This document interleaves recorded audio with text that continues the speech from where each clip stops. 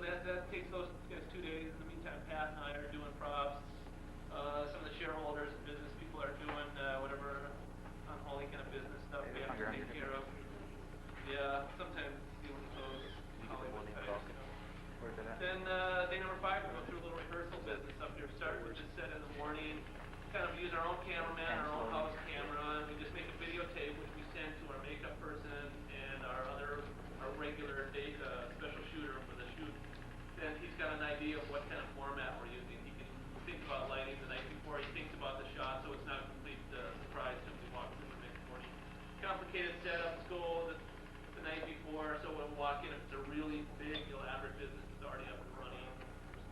Go through that set, and after lunch, we move down to this set. Same thing, use the same houseman and camera, and go ahead and just run through blocking, basically make sure that all the props work, figure out where people are coming and going from, work out all the little details so the next day runs pretty smooth. And the next day, of course, is like the shoot day. Pretty much go through the whole thing, except it's a little bit more complicated. Have a few more people here. And it's beautifully like a stone house, and he does shooting, and the same thing goes in the afternoon, go down, do makeup, trace and frame, and go on to this business down here. Next day we do the movie. You can see the white wall back there through those tubes. It's a luminance key trick. I don't know if you know much about video work, but there's a signal in the edit switcher which sees a certain handle power, and it will drive a signal over that. So they're not really watching the movie on that wall, they're watching a monitor with the time code burned into the film. So it's clicking by then they have a script that has time code and a little description of the action right before their line. So it's like a man kicks a dog and he says, "Oh, fight me." So they kind of go through that. So these guys are just Kevin and Tracy sitting on these little lowrider chairs behind a fake silhouette seat which lines up about where those metal tubes are. And they watch the monitor, so they're watching a film, they're watching time code, they're watching their scripts, they're acting and and doing voices and running a little. It's phenomenal that they're as coordinated as they are, and there's so few mistakes. We have a thing called ads and leaves, so if somebody does mow a line, we can edit it out because they're facing the wrong way. There's really very little problem taking out a line or adding a line, except for Crow because he's got that big beaky profile. Sometimes you see him flapping his beak and nothing's happening, or he's at the line and he doesn't seem to be moving. That's part of that. If somebody made a mistake or we think of something really extra brilliant, we'll throw that in there. So they cut through that business. They start that about 2 o'clock after running through the film once or twice in the writing room with the writers. Everybody's that final honing of the script business. And I go through this set already. Yeah. This is the puppet trench. I don't know if you can see back there, but there's a little trench guy stand on floor level about the height that you're on. They have monitors. Kevin and Trey stand on either side and have monitors and scripts pinned up so they can see what their position is. The cameraman's about there, so they can work from that monitor to see what kind of action they're using. Mike stands on a narrow little bridge in the middle, and that's what he does. The doors back there, it's a similar kind of process as the green wall back there. It's triggered by that green color again. The doorway sequences was filmed once. We just loaded in there every time based on that coloration. So we don't have to go through that horrible process each time. Come, please. The doors are manually operated, just like in the old Star Trek show. We like to point that out. And the little hex field business up there, that's a scene that's coming up from a show. I don't even know which one it is. We're all such a blur right now. That thing is a fantastic little piece of equipment. We had a bunch of really crappy designs up there in the first season. The second season, you'll see all this weird stuff, window shades and towels and whatever. And nothing seemed to be working, and we knew what we wanted. We just couldn't find the technology. It was beyond me to build anything like that. I could not think of how it was supposed to work. So Jim's paging through a national magazine. Malon's looking at this magazine. He sees an ad for a guy that builds irises. They're small, they're just big. He has no practical application. He just builds them. He doesn't know what they're for. So we bought the first one basically, and we called the guy up. Now, National Magazine. He works like a mile from here. He drops what he's doing. He walks out of work, goes to the high school, pulls his kid out of class, drives down here in like less than an hour, and he's just ecstatic because he's a huge fan of the show. He built this one for the costume materials. We put it up. It flipped a fin one day. We put some fins on the back to hold these little sliders in place, and it's just like been perfect ever since for us. It's the best darn thing. So his name's Mark Gilbert. If you look in the credits and some of the first or second through 6th season shows, he's done a lot of those credits.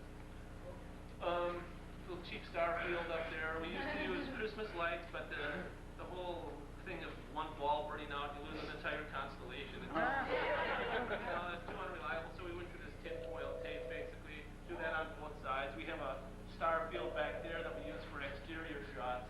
Basically the same thing, the lighting that you use to light up the spaceship, or a little bit of backlighting will do that for you. And this set, basically it's a remodeling with Trace's mother, or Dr. Forrester's mom comes. The whole explanation of the brand new set is, we just remodeled because mom's coming. That's all you need to know. So we picked up the only piece that's original is the vault doors. We kept that because that seemed to be working just fine. The rest of it was kind of based on the same thing. The shape was good. We found the art direction idea from a cave bar, a reef bar down in Jamaica called Extavi in the Grill. It's like this place we just saw, this is it. This is what we want to do. So we showed the pictures to see these industrial foamers. We built some 1x4 walls, put some screens on there, took this down, and these crazy little men just squirted all this industrial little foam on it, which is just perfect for us. It doesn't burn. It's very lightweight, virtually indestructible. Yeah, we still use the same famous dryer tubes from the first season. We got a few other new features, like the umbilicus, the copper panel on the left wall that you see there. That's new. That's pretty useful to us. That's like supposedly that 227-mile tether that goes up. I'll figure that out. And the thing is, it's supposedly connected with the gypsy-sized tubing, which is not more than 6 inches in diameter. So, and they're sending up huge boxes. Don't worry, we relax on that part. Now we thought, well, when we run into those kind of walls, there's some, they come up and they, well, okay, at 87,000 miles an hour, which is what it would take to go 227 miles in 10 seconds. We figure the stuff stretches out, so we solved that problem. Yeah, we were dreaming in physics. So we got this business, and we got a little ante-room over there, which is, if you ever watch really closely, there's this nice shimmering green light, which is nothing more than a turkey roasting pan with water in it. There's green light and a fan bouncing off of it, which I find really attractive. Then you can see Frank's normal automatic push-the-button Frank console there, which is Christmas lights and a lot of baloney thermoform stuff. And the thing on the right is a little setup that we use for bumpers for the FCC programming. The kids shows have to have a little bit between your show and the commercial, so they don't think we're part of the Jolly Rancher family. So I think if I haven't wasted everybody's time, we got a couple time for some questions. Yeah. What's the favorite thing that you built? Oh, the airplane, for sure. Yeah, that was right after we found out that the movie deal had crashed. I had all these designs in my head. The whole movie is the sets are all built already up here. It's like building a computer too big to get out the garage, So I thought, well, God, what am I going to do? I was really pent up, and so I spent 3 days building an airplane that's only on camera for 12 seconds. And that's the reason it does a second run, is because I go, come on. Just put it on there. So that's one of the ACE Award submissions. You have to send in some tapes for the ACE Awards to see what they do. So for art direction, Trace and I picked that car blowing up business and some the voodoo dance and a few other things. And, so we can go off and take them. Another question? It seems to me in watching the show that the Hexfield Iris doesn't close all the way and somebody covers it up at the end. Is that what happens? It's based on a camera shutter, and because of the thickness of the material, he can get to about 6 inches. So we've got this piece of black foam core on a stick. And depending on who's available, either the boom wrangler or the guy that's pulling the door, which is either me or Pat, or sometimes the talent, or sometimes we just have a stick wrangler up there. We flip this black thing up there. So watch it at the end, all of a sudden suddenly just this thing kind of whooshes into place. We lost a take once Trace was up there, and there was no room for anybody else. Trace had to do it. He throws it up there, and he shows up the white side of the stick. It's got some old script writing on it. We just lost it. Everyone just went hysterical. We couldn't use it. Beg your pardon? Can you operate the Hexfield? No. No. It would take me a little while. But you'll see it on the TV show.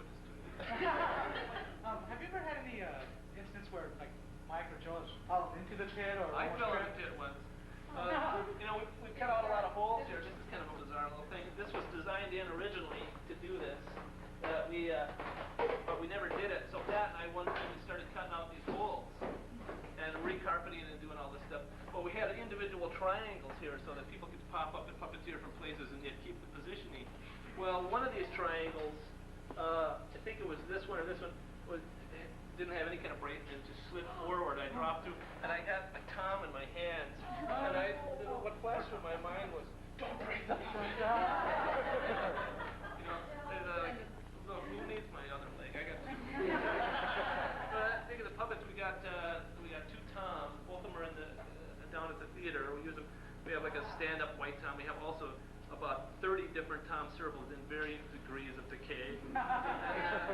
There's two crows right now, plus a black crow. We have a black tom too, also for the silhouettes. You see why? That's why he's opaque. Yeah, he was also Timmy, and the black tom was the planetarium sketch not too long ago. Oh, yeah. We got him. It's nutty. Let's just put him in the air. So we build them, and we have the technology to eventually. I learned how to do all these moldings. I make silicone molds of all the individual bits, because some of those things I've only seen once. Like Tom's barrel is probably the rarest thing on the planet. Second to kryptonite, probably. Yeah, so we had to build. So I can build just about anything now from scratch, except for we need the crow's little top and bottom and Tupperware business. If you guys find those, send them to me. I'll give you $5. I've got 5. Yeah. I've got 5 of them. Do you really? That's $25 for the dance bag. Are you serious? Do you actually have 5 of them? Yep. Wow. I'll give you my card. I'll meet you at the front door upstairs. I'll give you my card. If you want to sell them, I'll pay you whatever you got. Because they're really hard to get a hold of. Well, we'll split it. You think about it.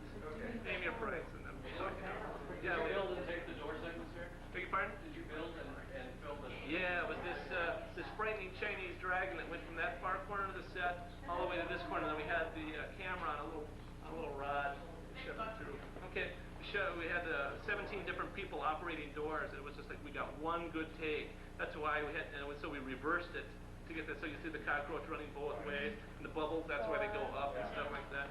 Yeah, that was frightening. That was a really complicated little messy shoot, but it went pretty well. So I got to cut out. You guys said follow the nice lady out to the writing room and. Yep.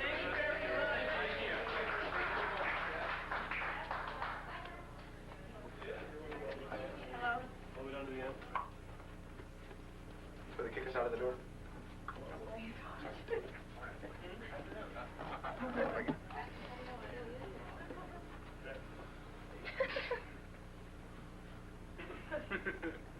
Let's see, noon approved.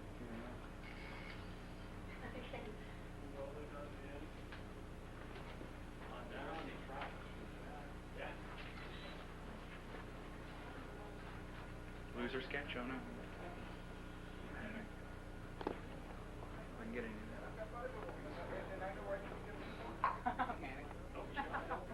What? Mannequin. Oh. Hey, it's the famous Macintosh. Loser sketch from Scribbles. That was a good thing. Or Scribbles. Double H. Mannequin. Famous. Ooh, all the remote.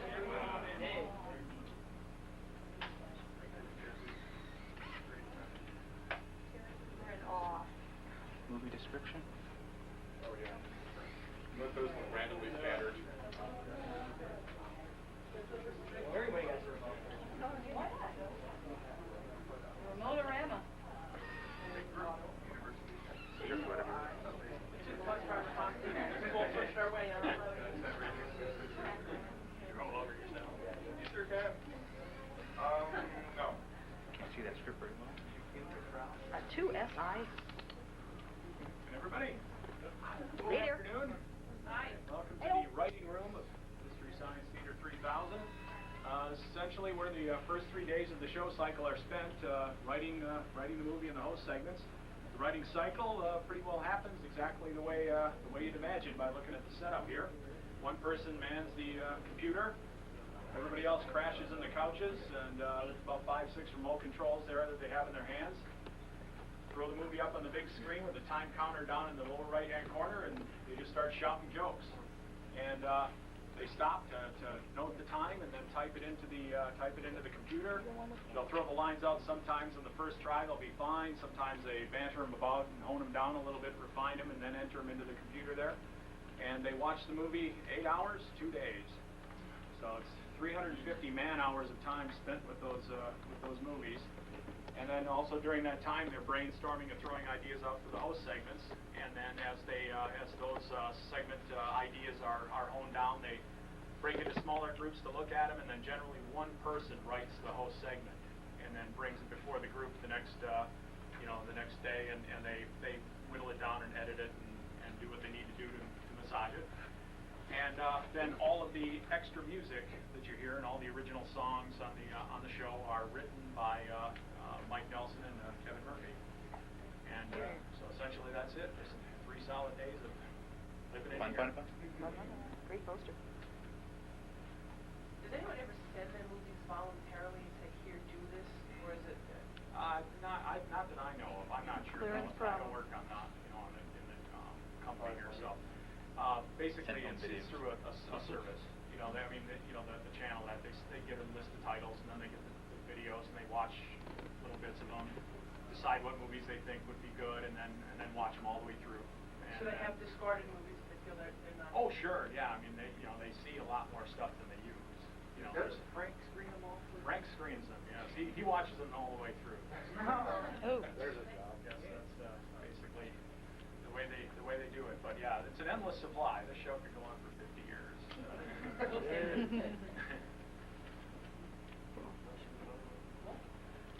Yeah. It's a much more spacious room than it used to be. It used to be in a different part of the building, and it was a bigger TV. Watch yourself. Filming. Oh. That must be the newer version. Anything's bound to do. Yeah, you buy it and something else comes along. Nice chair. That's an Austria chair. I think occasionally, but or presidents and stuff like that. But for the most part, yeah, it's just the writers bunkering around brainstorming. That's right. The elevator! What? All right. Oh, the elevator. It's fine. You guys enjoying the convention? Oh, you bet. All those are just different ideas, whole segment ideas, ideas for the future. They just make it note that somebody's going to remember and stick it up on the board. Oh, no. They have the note there. Gillian? Yeah, future whole segments, future ideas, things that they might want to do. Gotta keep it fresh. Maybe not apply to that. There's Ginger and Steve. That's Alright. Yeah. Except it takes a while sometimes. magic.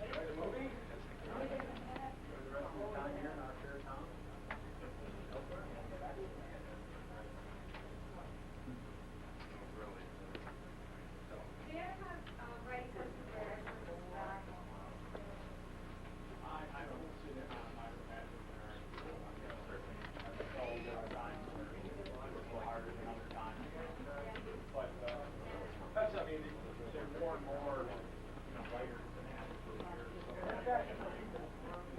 You're at 3 or 4, so that certainly gives everybody free.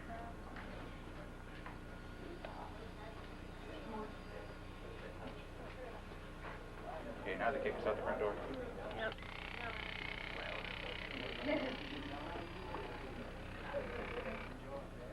Sorry, had to. Hey, that's fine. That's what we're here for. Everyone's going to be at the costume ball tonight all dressed up, right? Betcha. All right. Anyone I see without any costume on, I'm going to run up to and pinch. Do you know anything about the schedule at all? As far About as, what? Do you know anything about the schedule as far as... Because they said they only had like 6 more shows to do for the rest of the season, but I don't think they ever said what the 22nd and 24th episode was going to be. I'm not sure. I really don't know. Figured. All I don't want to right. bother Jeff with that. So.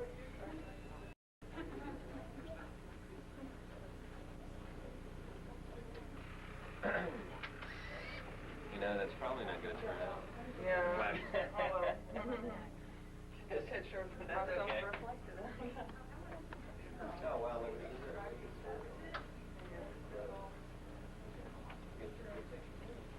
Sampo's article up there? Everybody coming? It was on the other one. Oh, was it? Yeah. I looked for it.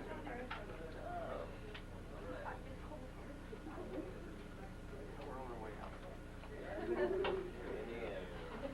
You made the church yourself?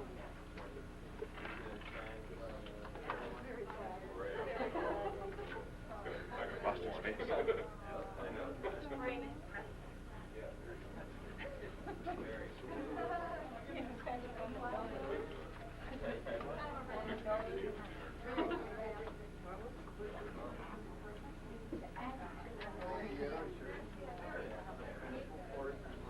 Oh no. Circle collection. Oh, yeah, that's where the kick's out. What's in here? What's in here? It's Mike's office. Mike's office, the Nintendo.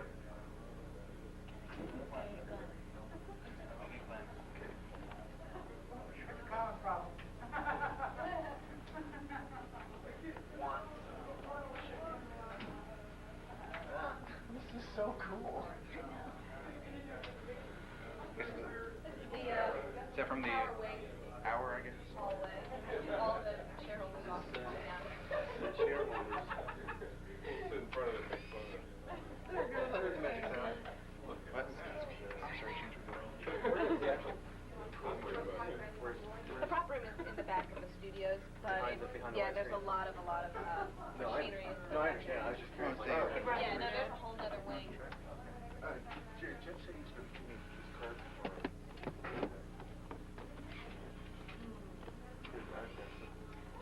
Kim got one.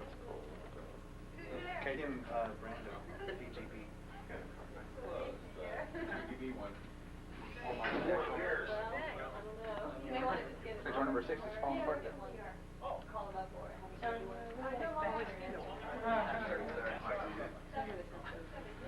I think the next group is already in there too. Yeah. But he'll also be in the costume ball tonight at the Okay. hotel. Oh, okay. We're all gonna be there. Yeah. And nose. Okay, I'll get it then. Yeah, there's a nose in there. There's a nose. Nose.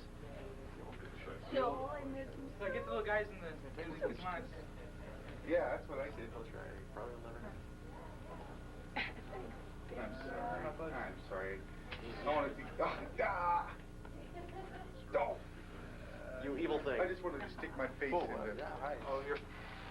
Hello. Good morning. Good morning.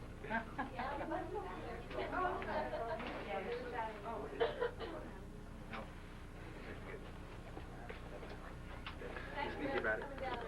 We'll see you all at the hotel, costume ball. And get out, right? Get out. It's really nice to meet you.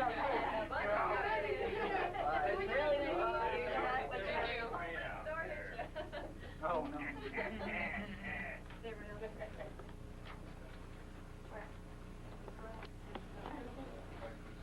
I'm leaving, I'm on. I need to take 16 like the opening sequence. Oh, no, Yeah, no, really, yeah. The nose in there. Okay. Different? Thank you very much. Have fun. Thanks. Door number 2. Actually, oh my goodness. I'll have to walk home. Well, then you're homeless. We're not keeping you. Aw.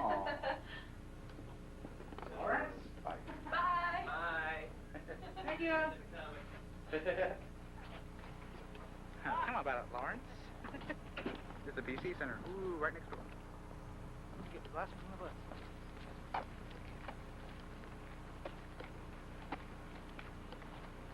Oh, we can get a picture of you. But now, how do you think you got it happening? Mushrooms. Magic mushrooms.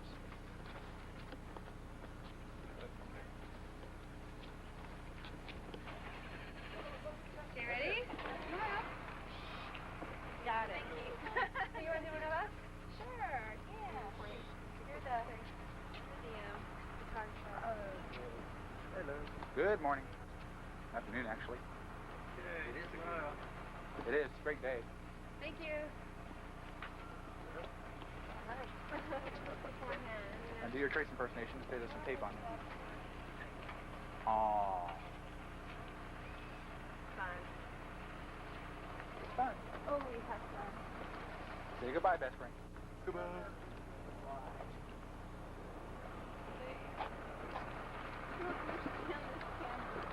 John L. Mystical Whitney, how you doing? I'm doing great. You've just seen Best Brains Incorporated. I've been to the mountaintop. What are you gonna do now? I'm going to Disney.